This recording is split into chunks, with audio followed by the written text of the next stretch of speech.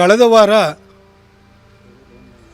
ನಮ್ಮ ಮೈಸೂರಿನ junior doctor Yathindra ಅವರು ನಾಲ್ವಡಿ ಕೃಷ್ಣರಾಜ ಒಡೆಯರ್ ಅವರಿಗಿಂತ ನಮ್ಮ ಅಪ್ಪನೇ ದೊಡ್ಡ ವ್ಯಕ್ತಿ ಅಂತ ಹೇಳಿಕೆಯನ್ನು ಕೊಟ್ಟರು. ಈ ವಾರ ಸೀನಿಯರ್ ಡಾಕ್ಟರ್ ಮಹಾದೇವಪ್ಪನವರು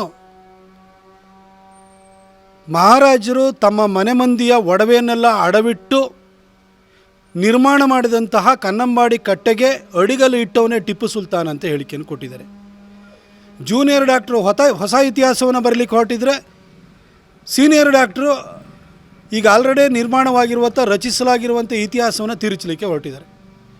ನಾನು ಮಹಾದೇವಪ್ಪನವರನ್ನು ಬಹಳ ಸ್ಪಷ್ಟವಾಗಿ ಕೇಳಲಿಕ್ಕೆ ಬಯಸ್ತೀನಿ. ಇತ್ತೀಚೆಗೆ ಉದ್ಘಾಟನೆ ಆದಂತಹ ಸಿಗಂದೂರು ಸೇತುವೆಗೆ DPR ಮಾಡಿದವರು ನಾವೇ ಅಂತ ಅಲ್ಲೂ ಕ್ರೆಡಿಟ್ ಕೇಳಲಿಕ್ಕೆ ಹೊರಟ್ರಿ. ಅದು ಯಡಿಯೂರಪ್ಪ ಸಾಹೇಬರು ಮತ್ತು MP ರಾಘವೇಂದ್ರ ಅವರ ಪರಿಶ್ರಮದಿಂದ ನಿರ್ಮಾಣವಾದಂತಹ ಸೇತುವೆ ಅಂತ ಗೊತ್ತಿದ್ರೂ DPR ನಾವೇ ಮಾಡಿದವರು ಅಂತ ಹೇಳಿದ್ರಿ. ಸರ್, ಟಿಪ್ಪು ಸುಲ್ತಾನ್ ಕನ್ನಂಬಾಡಿ ಕಟ್ಟೆಗೆ ಅಡಿಗಲ್ಲು ಇಟ್ಟಿದ್ದಾನೆ ಅನ್ನೋದಾದರೆ ಅದರ DPR ಮಾಡಿದವನು ಯಾರು ಸರ್? 1799ರಲ್ಲೇ ಸತ್ತು ಹೋದಂತಹ ಟಿಪ್ಪು ಸುಲ್ತಾನ್ ಅಡಿಗಲ್ಲು ಇಟ್ಟಿದ್ದಾನೆ ಅನ್ನೋದಾದರೆ ಯಾವ ಮಸೀದಿಯ ಮೌಲ್ವಿ ಅದರ ಕನ್ನಂಬಾಡಿ ಕಟ್ಟೆಯ ಡಿಸೈನ್ ಮಾಡಿದ, ಯಾರು ಅದರದ್ದು ಡೀಟೇಲ್ ಪ್ರಾಜೆಕ್ಟ್ ರಿಪೋರ್ಟ್ ಅಥವಾ DPR ಮಾಡಿದ, ಆ ಮುಲ್ಲನ ಹೆಸರನ್ನು ಹೇಳಿಬಿಡಿ ಸರ್ ದಯವಿಟ್ಟು. ಮೈಸೂರು ಜನ ಧನ್ಯರಾಗಿ ಬಿಡ್ತಾರೆ, ಈ ಇತಿಹಾಸನೂ ತಿಳ್ಕೊಂಬಿಡ್ತಾರೆ. ನಾಲ್ವಡಿ ಕೃಷ್ಣರಾಜ ಒಡೆಯವರಂತಹ ಜನಾನುರಾಗಿ ದೊರೆ, ವಿಶ್ವೇಶ್ವರಯ್ಯನವರಂಥ ಅಪ್ರತಿಮ ಇಂಜಿನಿಯರ್ ಇಲ್ಲದೇ ಇದ್ದಿದ್ದರೆ ಕನ್ನಂಬಾಡಿ ಕಟ್ಟಕ್ಕೆ ಸಾಧ್ಯವಾಗ್ತಿತ್ತ? ಟಿಪ್ಪು ಸುಲ್ತಾನ್ ಸತ್ತೋಗಿದ್ದು 1799ರಲ್ಲಿ. ಕನ್ನಂಬಾಡಿಯ ಕಟ್ಟೆಯ ನಿರ್ಮಾಣ ಪ್ರಾರಂಭವಾಗಿದ್ದು 1911ರಲ್ಲಿ. 112 ವರ್ಷಗಳ ಮಧ್ಯದಲ್ಲಿ ಅಂತರ ಇದೆ. ಟಿಪ್ಪು ಸುಲ್ತಾನ್ ಯಾವ ಇಸ್ವಿನಲ್ಲಿ ಅಡಿಗಲ್ಲು ಇಟ್ಟಿದ್ದ ಅದನ್ನು ಹೇಳಿಬಿಡಿ ಸರ್. ವಿಶ್ವೇಶ್ವರಯ್ಯನವರಂತೂ ಅವಾಗ ಹುಟ್ಟಿರಲಿಲ್ಲ.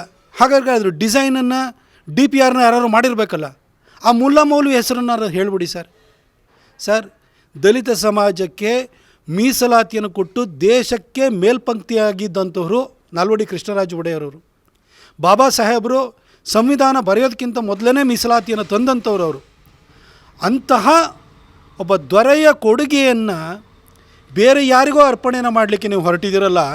ನಾಲ್ವಡಿ ಕೃಷ್ಣರಾಜ ಒಡೆಯರು ಮತ್ತು ಆ ಯದುವಂಶದ ಬಗ್ಗೆ ನಿಮ್ಗೆ ಯಾಕೆ ಸರ್ ಇಷ್ಟೊಂದು ಕೋಪ? ಯಾಕಾಗಿ ದ್ವೇಷವನ್ನು ತೀರಿಸ್ತಾ ಇದ್ದೀರಿ?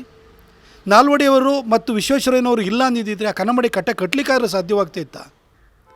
ಇಷ್ಟಾಗಿ ಅವ್ರ ಮೇಲೆ ನೀವು ಸಿದ್ದರಾಮಯ್ಯನವರು, ಯತೀಂದ್ರವರು ಪದೇ ಆ ಕುಟುಂಬದ ಕೊಡುಗೆಯನ್ನು ಅಲ್ಲಗಳೆಯುವಂಥ ಹೇಳಿಕೆಗಳನ್ನೇ ಕೊಡ್ತಾ ಬರ್ತಾಯಿದ್ದೀರಿ. ನೀವು ಯಾಕಿಂತ ದ್ವೇಷ ನಿಮಗೆ?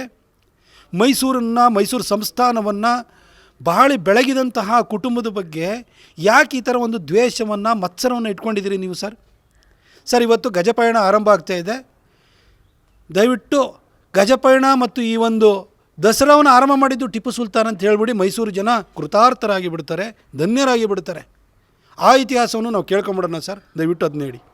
ನೀವೊಬ್ಬರು ದಲಿತ ಸಮಾಜಕ್ಕೆ ಸೇರಿದಂಥವರಾಗಿ ದಲಿತ ಸಮಾಜಕ್ಕೆ ಮೀಸಲಾತಿಯನ್ನು ಕೊಟ್ಟಂಥ ನಾಲ್ವಡಿ ಕೃಷ್ಣರಾಜ ಒಡೆಯರ ಬಗ್ಗೆ ಮಾತಾಡ್ತೀರಿ.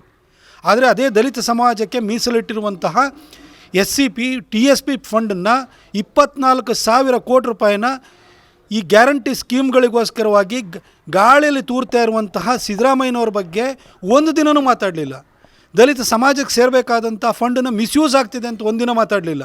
ಆದರೆ ದಲಿತ ಸಮಾಜದ ಶ್ರೇಯೋಭಿವೃದ್ಧಿ ಬಗ್ಗೆ ಯೋಚನೆಯನ್ನು ಮಾಡಿ ಮೀಸಲಾತಿಯನ್ನು ತಂದಂತಹ ನಾಲ್ವಡಿಯವರ ಬಗ್ಗೆ ಮಾತ್ರ ಪದೇ ಈ ರೀತಿ ಹೇಳಿಕೆಯನ್ನು ಕೊಡ್ತಾ ಇದ್ದೀರಿ. ಇದಕ್ಕೆ ನಿಮಗೆ ಶೋಭೆ ತರಲ್ಲ ಸರ್.